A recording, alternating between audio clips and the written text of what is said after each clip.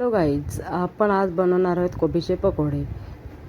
त्यासाठी लागणारे साहित्य: गाजर, शिमला मिरची, कोबी, आलं लसूण पेस्ट.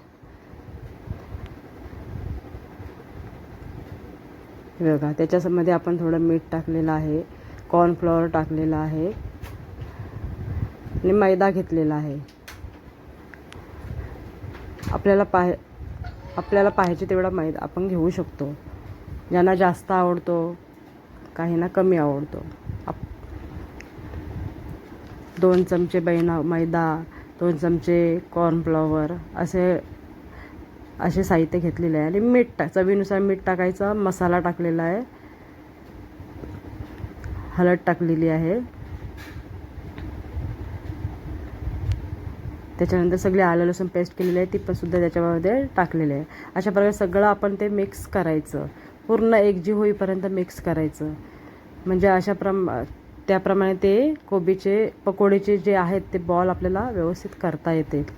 अशा प्रमाणे ते पूर्ण सगळं मिक्सचर सगळं एकत्र करून पूर्ण एकदम त्याचा एक गोळा होईल असं करायचं आहे. हे बघा, असं आहे पूर्ण.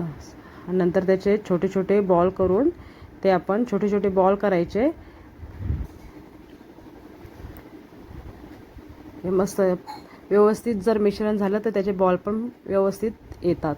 आता हे जे बॉल आहेत ते आपण कढईमध्ये तळण्यासाठी टाकायचे. ह्याच्यासाठी पहिले बॉल करून घेतलेले आहेत, हे बघा. आणि आता आपण तळण्यासाठी टाकलं. तेल गरम झालेलं आहे हे बघण्यासाठी मी थोडंसं त्याच्यामध्ये टाकलेलं आहे. आता बघा, बॉल टाकलेले आहेत. हे कसे मस्त एकदम कडकडीत, आता त्याच्यामुळे कडकडीत आपण तळून घ्यायचे आहे. थोडासा मी परत मैदा त्याच्यामध्ये टाकलेला आहे आणि अजून मिक्स केलेला आहे, कारण ते गोले व्यवस्थित येत नव्हते.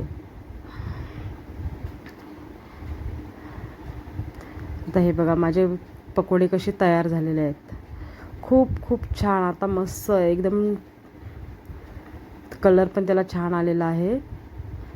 आणि मी एका टिश्यू पेपरवर ते टाकलेले आहेत. अशा प्रकारे दुसरे पण मी बॉल त्याच्यामध्ये टाकलेले आहेत.